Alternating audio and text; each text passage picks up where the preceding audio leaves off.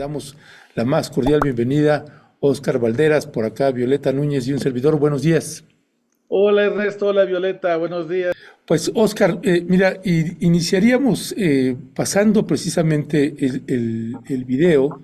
Si nos haces favor de ponerlo a un lado, el video del atentado, porque nos gustaría, tú que eres especialista también en temas de seguridad, el video ilustra muchas cosas. Este fragmento de video, ya me imagino que habrá el video muchísimo más completo, pero si eres tan amable ahí de ponerlo, Asael, porque lo que podemos percibir en este atentado en el que le quitaron la vida a José, ahí se ve el joven motociclista que está parado, está esperando. Y lo que me quiero detener es de que cuando inicia los disparos, está esperando a que llegue José. Es decir, que estaba esperando a los dos. Ahí voltea y le dispara inmediatamente. Dispara primero a Jimena e inmediatamente a José. Y no sé cuál es la lectura, más allá de que además pues se ve que lo planearon muy bien, la fuga, la escapatoria, ya veremos si dan con ellos o no. Pero ¿qué te dice a ti, como especialista en temas de seguridad, una ejecución de esta naturaleza, además de que pues, se puede percibir también en los orificios que dejó en el parabrisas, pues que es alguien que está perfectamente preparado y adiestrado para hacer ese tipo de ejecuciones, Oscar? Sí, justo Ernesto, me quería detener en el tema del parabrisas porque me parece muy relevante. Primero, la manera en la que el tirador maneja el regreso del arma te habla de alguien que tiene experiencia. El regreso es este retroceso natural que hace el arma cuando se dispara. Un tirador inexperto, incluso hay quienes se pueden lastimar el hombro o hay quienes llegan incluso a romperse la nariz porque el golpe es inesperado para ellos, para quien no sabe tirar, y entonces se lesionan, pero este hombre logra hacer 12 disparos para ella con un manejo importante, destreza en el arma. Y luego en el tema de los 4 disparos que hace en el parabrisas, disparos que quedan cada uno muy cerca del otro, me hace pensar en 2 cosas. Primero, que probablemente para tratar de conjurar la idea de que la parabrisas estuviera blindado, eh, hizo los disparos muy cerca para tratar de perforar el blindaje si es que él creyó que lo tenía la camioneta. Un poco el aprendizaje, me parece, del crimen organizado, de lo que pasó en el atentado a Ciro Gómez Leiva, que afortunadamente no logró su cometido debido a que no había blindaje en la ventanilla y no lo sabía el tirador. Aquí me parece que intenta, si es que hubiera blindaje, si es que el que pensó que había, perforarlo. Y segundo, que los tiros fueran directamente hacia la conductora. Uno, para detener la marcha del vehículo, si es que ella quisiera huir, y tener la posibilidad entonces de irse con el segundo objetivo, que era el caso de Pepe. Eso me parece que de primera mano te habla de alguien que tiene experiencia, que probablemente recibió un adiestramiento, puede ser que alguien que haya sido policía o haya sido militar, que es el perfil de los tiradores que contrata el crimen organizado. Y segundo, la huida. El hecho de que hayamos visto un tirador solitario no es indicativo de que haya sido el único. Evidentemente alguien lo ayudó en el escape con una motocicleta a la que después se sumaron 2 vehículos más al menos, vehículos que probablemente hubieran servido de muro para frenar la huida, si es que hubieran quedado herida. Jimena y Pepe y hubieran podido buscar algún tipo de alternativa, calzada de Tlalpan.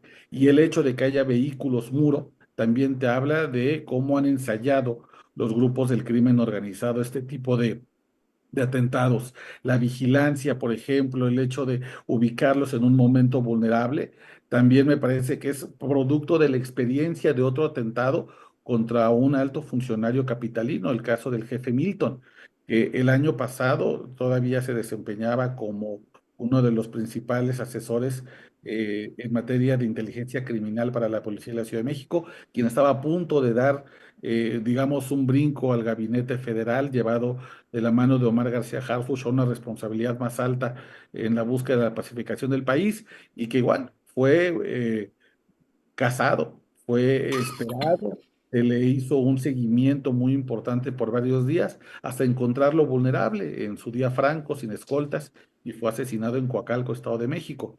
hay similitudes con muchos casos, con los atentados más mediáticos que hemos visto en la Ciudad de México, que nos permite pensar que se trata de crimen organizado y además no necesariamente de grupos locales, sino de los grupos más peligrosos del calibre, por ejemplo, del cártel Jalisco Nueva Generación, que cuando atentó contra Omar García Harfuch en el 2020, también lo hizo 7 de la mañana, frente a cientos o miles de ojos, y además en una avenida muy concurrida como era Paseo de la Reforma. Todo esto, vaya, lleva la firma del crimen organizado. Muchísimas gracias, Oscar. Oscar, ayer que veíamos en redes sociales cómo se filtró este, este video, pues es parte también de las preguntas, ¿cómo se pudo haber filtrado este video que parece, ya tú ahorita nos dirás, que no es del C5, sino es de alguna cámara particular? Y esto, esta filtración, que primero es cómo se da esta filtración y si esto no entorpece también el proceso de la investigación. Y lo otro, Oscar, ya yéndonos a esto que tú nos estás comentando aquí, que todo pareciera, pues esta línea del crimen organizado, ¿cuáles son los grupos del crimen organizado que están presentes acá en la Ciudad de México, Oscar? Sí, Violeta, efectivamente, las imágenes que estamos viendo no son de una cámara del C5. La cámara que corresponde a ese espacio no funciona. De hecho, simplemente deja ver una imagen borrosa, medio verdosa, pero es práctica, no se puede ver nada, no se ve ni siquiera sombras. Y esto creo que tiene que ser un elemento de investigación. Si quienes perpetraron este atentado, este doble homicidio, recibieron algún tipo de ayuda por parte de alguien que podía indicarles que en ese lugar no había visibilidad por parte del gobierno de la Ciudad de México. Lo mismo donde dejaron el vehículo que hubiera servido como muro. Se trata de un callejón donde tampoco hay visibilidad por parte de las cámaras del C5. Esta es información que difícilmente puede tener el crimen organizado si no tiene un funcionario dentro, apoyo institucional que les pueda guiar por dónde deben ir cometiendo estos delitos. Esto es muy importante porque probablemente indica una infiltración del más alto nivel dentro de el círculo de la jefa de gobierno, Clara Brugada. Creo que tiene que ser una línea que agote la propia Fiscalía Capitalina y la Fiscalía General de la República, si es que decide traer el caso, como yo creo que eventualmente lo hará.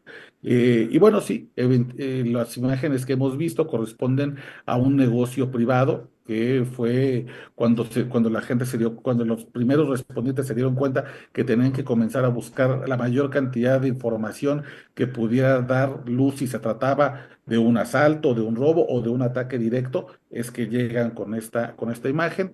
Yo creo que por el momento no va a entorpecer la investigación.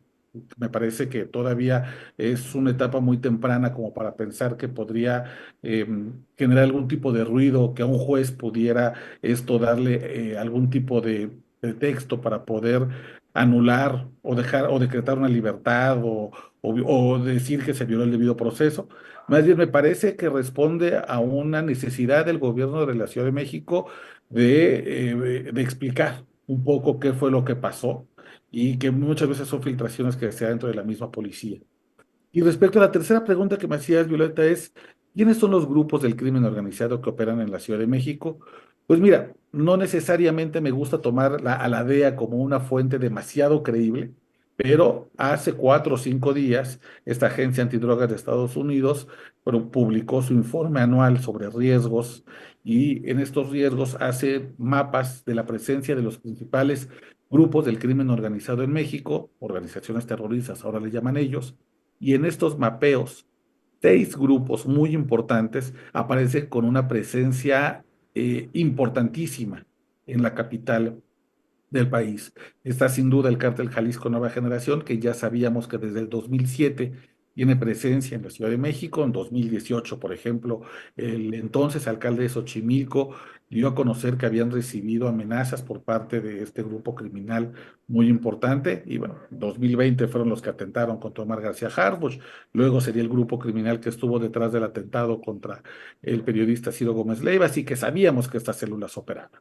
Luego está la presencia del cártel de Sinaloa, que por ejemplo tiene una presencia muy relevante en el sur de la Ciudad de México. En Tlalpan, por ejemplo, se ha encontrado que ahí en Topilejo hay células de los Chapitos. También hemos visto detenciones importantes de gente ligada al Mayo Zambada en la propia alcaldía Tlalpan y en la alcaldía Iztapalapa, que es la alcaldía, digamos, la cuna, el bastión político de Clara Brugada.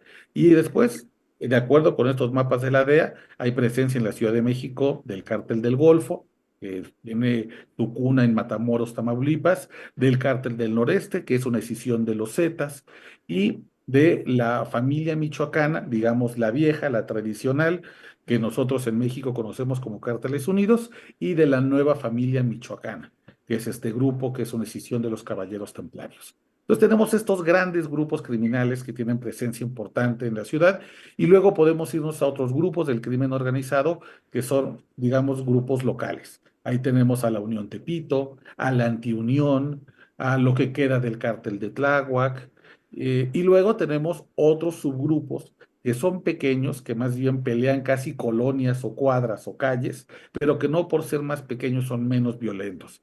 El caso de los tanzanios, los Rodolfos, los 300 que tienen mucha influencia en Ecatepec, el caso de los bonitos, los paraguayos, y hay un grupo que últimamente ha generado muchos dolores de cabeza, que es el grupo de origen venezolano, el Tren de Aragua, que está dedicado a la explotación sexual, también a la explotación de migrantes indocumentados, y que literalmente te pelea calles en Sullivan, ¿no? Es decir, no tiene un gran radio de acción, pero que siguen siendo muy violentos y que sobre todo mantienen una presión importante dentro de autoridades locales. Entonces, en todo ese ecosistema, Violeta, en esta larga lista de organizaciones criminales, es que me parece que las autoridades van a tener que buscar tanto autores materiales como autores intelectuales, porque no cabe duda de que quien hizo esto, quien lo planeó y quien además contrató a quienes iban a perpetrar este crimen, lo hicieron desde las características del crimen organizado. Ya, gracias, Oscar. Y Oscar, te agradecemos mucho los elementos que colocas, porque comentábamos al inicio del programa, pues de pronto hay toda una pandemia, una epidemia de expertos, expertas, y todos tienen la información y todos se quieren adelantar, y yo sé, me han llegado información X y Y, etcétera. Y por eso apreciamos mucho tu análisis, porque vas analizando precisamente los datos que todos podemos ver y entonces cuáles son las preguntas que surgen frente a esos elementos, esos hechos que ya uno puede constatar. Y esta parte te preguntaría, Oscar, también sobre este mecanismo de, como señalabas hace un rato, es decir, es un, un, un asesino, un ejecutor que espera pacientemente, ya sabe que va a llegar ese vehículo, que va a llegar Jimena, que va a recoger a José, como bien señalas, y ese es un dato que yo no me había detenido todavía a mirar, que es que el hecho de que la cámara no funcionara, pues viendo la experticia que están mostrando, pues hay muchos elementos para suponer que sabían que la cámara no funcionaba. Por eso podían llevar a cabo la ejecución, el atentado ahí. Y que este joven espera, dispara ejecuta a Jimena, ejecuta a José, pasa a un lado de la ventanilla, remata a Jimena y corre. Y alguien lo espera en una moto, al parecer, y luego se pasan a un vehículo y luego se van a una calle donde no hay cámaras casi, pues, a una calle pues que se ve de escasos recursos y está entonces, no hay cámaras ahí y ahí hacen el cambio y toman otro vehículo, dejan ese vehículo, toman otro, suponiendo y con base a la experticia que tú tienes en el tema, sobre todo el sistema de monitoreo de cámaras que tenemos en la ciudad, ¿consideras que hay también elementos para poder eh, posiblemente dar con el hallazgo de quienes perpetraron este crimen? Yo creo que están todos los elementos, Ernesto, porque el mensaje que mandó la criminalidad organizada, seguramente aliado con algún tipo de infiltrado dentro del gobierno, porque no podemos pensar que este tipo de acciones, este nivel de inteligencia puede darse únicamente con la información que conoce el criminal de la calle. Me parece que tienen todos los elementos para hacerlo. El mensaje que mandó el crimen organizado es muy fuerte y creo que el Estado tiene que mandar un mensaje todavía más fuerte de no impunidad. Creo que ahí está la clave y sobre todo tiene tres retos, me parece, el gobierno de la ciudad, auxiliado por la federación, que ya lo ha dicho la presidenta Claudia Sheinbaum. Están puestos todos los recursos, tanto de la Secretaría de Seguridad Ciudadana como del Ejército, la Marina, el Centro Nacional de Inteligencia, la Fiscalía General de la República. Es decir, cuando el Estado mexicano quiere resolver un crimen, hay voluntad política para hacerlo, realmente los perpetradores tienen pocas posibilidades de salir ilesos. Los retos aquí son tres y me parece que son los más relevantes. Primero, que la detención se haga lo más rápido posible para que el Estado pueda realmente demostrar que los aparatos de inteligencia funcionan y funcionan de manera expedita. Y que además esta detención, que tendrá que ser en orden, primero los autores materiales y luego los autores intelectuales, venga con un segundo reto, que no deje ninguna duda a la opinión pública de que se trata de los verdaderos perpetradores y no de chivos expiatorios. Que no vaya a salir que el detenido resultó que después se encontraba a varios kilómetros del crimen y que era físicamente imposible que pudiera estar en dos lugares al mismo tiempo, o que haya testigos que hayan dicho, no, yo lo vi por acá. Las detenciones tienen que ser quirúrgicas en ese sentido. Y luego el tercero es resistir la urgencia de hacer una carpeta de investigación en la fiscalía de manera que esté mal construida y que a un juez omiso, corrupto, poco preparado, llamémosle como sea, le pide el pretexto para darle la libertad a los asesinos de Jimena y de José. Es decir, el reto es rapidez, solidez en la investigación y luego que todo el trabajo de inteligencia que se haga para detener a estas personas sí termine en un producto judicial que lleve a una sentencia, lo cual es rarísimo en México. En México tenemos una tasa de impunidad del 98%, menos del 1% de los delitos que se llegan a judicializarse dentro de una sentencia. Este caso tiene que ser lastimosamente la excepción de la justicia, porque entonces estamos mandando un mensaje muy claro de que no se puede permitir este tipo de crímenes. Y el Estado tiene que demostrar que tiene todos los aparatos, tiene todas las voluntades para no permitir esta afrenta del crimen organizado. A mí me gusta mucho una frase del fiscal italiano Giovanni Falcone, que era el juez antimafia, y él decía que la arrogancia del crimen organizado es del tamaño de la ausencia del Estado. La arrogancia con la que actuó el crimen organizado haciendo este ataque a las 7 de la mañana en casa de Tlalpan, en la alcaldía Benito Juárez, en una zona donde hay cámaras de vigilancia del gobierno, de negocios privados, en una ciudad de 80,000 policías, te habla de la idea que tienen de que son inalcanzables, de que no los van a tocar. Y creo que en ese sentido tiene que notarse la presencia del Estado. Y aquí sí me parece que Pablo Vázquez, que Omar García Harfuch, que muchos de los funcionarios de seguridad se juegan la credibilidad para poder realmente llevar ante la justicia a alguien que cometió un delito tan terrible como este. Muchísimas gracias, Oscar. Pues esto que dices también es parte de las situaciones, de los cuestionamientos que hay. Se da en pleno en la mañana, a la luz del día, a las 7 de la mañana. Y otra situación, Oscar, que queremos pedir tu opinión, es que se da mientras está transcurriendo la conferencia mañanera donde se está abordando el tema de seguridad.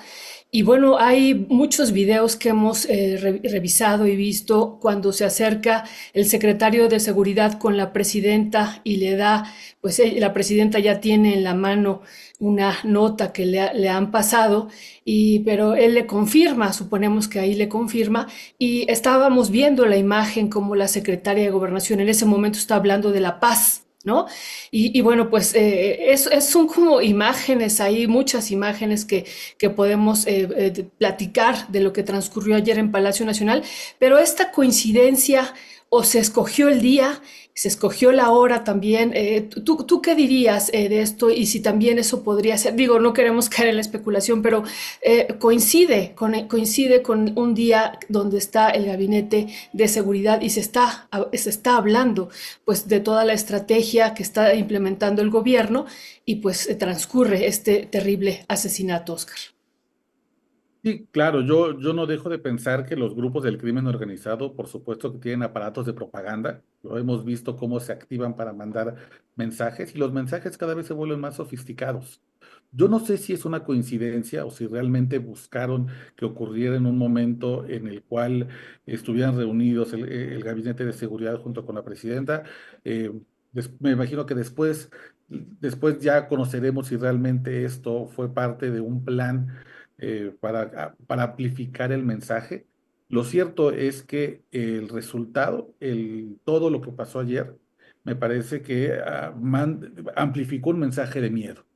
El hecho de que hayamos visto a Omar García Harfuch actuar de la manera en la que actuó, esta imagen que captó el fotógrafo Ariel Ojeda de Milenio, en el que se le observa a Omar García Harfuch hablando con la boca tapada, dando instrucciones contra eh, tratando de entender, me imagino, y orquestar los primeros pasos contra ese crimen, el rostro de la presidenta cuando reconoce lo que estaba sucediendo, porque además eran personas que ella también conocía.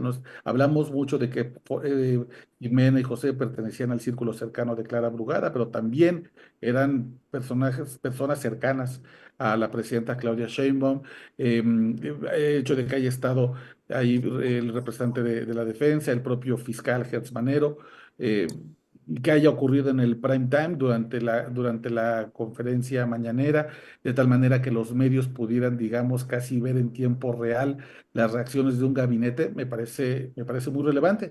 Y me parece que además nos da como ciudadanos una mirada a cómo se operan estas cosas desde los círculos más íntimos del poder. Es una mirada extraordinaria, me parece que fue un vistazo a cómo se reacciona en las crisis más importantes, porque sin duda me parece que esto va a cambiar no solamente la dinámica del propio gobierno de la Ciudad de México, sino también el gobierno federal. Vamos a ver, yo creo, una afectación grave en la percepción de seguridad, que es algo que mide, por ejemplo, el INEGI cada 3 meses. Y esto va a tener también un impacto, me parece, como pocas veces dentro de la popularidad de los gobernantes. Me parece que en los últimos meses hemos visto una serie de hechos, sobre todo en temas de seguridad, que pueden golpear directamente en la popularidad tanto de la presidenta como de la jefa de gobierno. Por un lado, lo que pasó en el Rancho Izaguirre, que yo creo que en las siguientes mediciones veremos cómo probablemente tuvo un efecto importante en la opinión pública. Y este doble crimen me parece que también tendrá sus propios efectos. Por ejemplo, yo hablaba hace unas 3 semanas con un empresario de blindajes de automóvil, y yo le preguntaba si ellos veían algún tipo de mes o alguna temporalidad en la cual el negocio iba para arriba, y me decían que realmente no hay una temporalidad, no es un negocio de temporada, sino más bien cuando hay atentados mediáticos muy importantes, sube inmediatamente la petición de blindajes de vehículos particulares. Y él me decía, el boom que tuvo la industria en México fue a partir del atentado de Omar García Harfuch. La gente reacciona con mucho miedo a estas noticias y entonces buscan de los ahorros cómo blindar el Jetta, la camioneta, y quien no tiene para el blindaje, ante este tipo de noticias, busca cómo ponerle una alarma a su casa, cómo colocar cámaras de vigilancia, y quien no tiene, incluso me decía, bueno, contrata un perro para el patio y entonces sentirte un poco más seguro en el entorno. Este tipo de hechos también hay que interpretarlos como mensajes y el miedo es el mensaje. Por eso es también muy importante que las autoridades hagan un trabajo rápido y eficaz para demostrar que cualquier persona, cualquier organización que se atreva a llegar a estos niveles de violencia, a meterse al círculo íntimo de los gobernantes que están tratando de insistir que la ciudad va por un rumbo, que hay buenos resultados de seguridad, que inmediatamente sean llevados ante la justicia. Ya, gracias, gracias, Oscar. Pues Oscar, te agradecemos mucho que nos hayas tomado la llamada y para ti que trabajas mucho, das seguimiento al tema de seguridad, ¿qué mensaje le estarías enviando a la ciudadanía en lo que toca a un seguimiento para el caso como la ejecución de Jimena y José, las personas muy cercanas con Clara Brugada? Primero, yo empezaría por rescatar la memoria de las personas. Más allá de los servidores públicos, hablaría de Jimena y de José. No tuve el gusto de conocer a José, tuve el gusto de conocer a Jimena por temas periodísticos, siempre cuando había, sobre todo en la campaña de Clara Brugada, fue alguien que facilitó mucho el trabajo con medios. Me queda la impresión de que son dos o fueron dos servidores públicos extraordinarios. No lo digo yo solamente, lo dicen propios y extraños. Gente incluso de la oposición ha mostrado cómo eran personajes, funcionarios que estaban siempre al pie del cañón y me gustaría resaltar primero eso. Se trata de dos personas jóvenes que estaban trabajando, me parece, por una ciudad más equitativa, más segura y desde ahí creo que el mensaje por eso es cada vez más terrible. Y por otro lado, yo creo que rescatar el mensaje de que hay que esperar. La especulación hace daño, revictimiza, hay que tratar de esperar. Evidentemente, habrá poca información oficial, la secrecía de la investigación demanda que haya pocos datos, ser muy cuidadosos con las filtraciones y yo creo que no, en poco contribuimos y empezamos a envilecer el discurso público. Hay una idea de disfruten lo votado, miren, entonces, por esto votaron ustedes. Yo creo que no puede ir por ahí la discusión pública. Estamos hablando del asesinato de dos personas y también estamos hablando de cómo el Estado se está jugando la viabilidad, la confianza, la reputación de que pueden llevar a cabo las detenciones necesarias para que nos quedemos con la sensación de no impunidad. Y eso, recordar que en este tipo de crímenes, que además son perpetrados a plena luz del día en una avenida muy transitada, lo que se busca es infundir miedo. Y creo que tenemos que tener claro que como ciudad no podemos cederle un centímetro, un milímetro al miedo, ni a la paranoia, ni a la esperanza de tener una ciudad que funcione como ciudad en la que todos nos sintamos seguros. Gracias, Oscar. Sí, esto que tú dices es muy importante. El mensaje, pues también es el miedo, o el miedo es el mensaje aquí también parte. Oscar, lo que yo te preguntaría sobre este discurso que da la jefa de gobierno el día de ayer y que además de que sale a decir quién era Jimena y quién era José, su cercanía, ¿no? De José dice, pues lo conocí casi desde niño y bueno, de Jimena pues habló que era una mujer buena, pero ella lo que dice en ese discurso es, no nos vamos a detener, ¿no? La transformación va a seguir. Y lo otro también que enfatiza es que se va a seguir contra la lucha, ¿no? Se va contra el combate de la inseguridad en la Ciudad de México. O sea, es como parte del mensaje. ¿Eso tú cómo lo valoras unas horas después, en un momento pues sumamente delicado en términos hasta emocionales para ella, pero ella diciendo, pues la lucha contra el crimen organizado seguirá aquí en la Ciudad de México? Oscar, ¿cómo lo evalúas?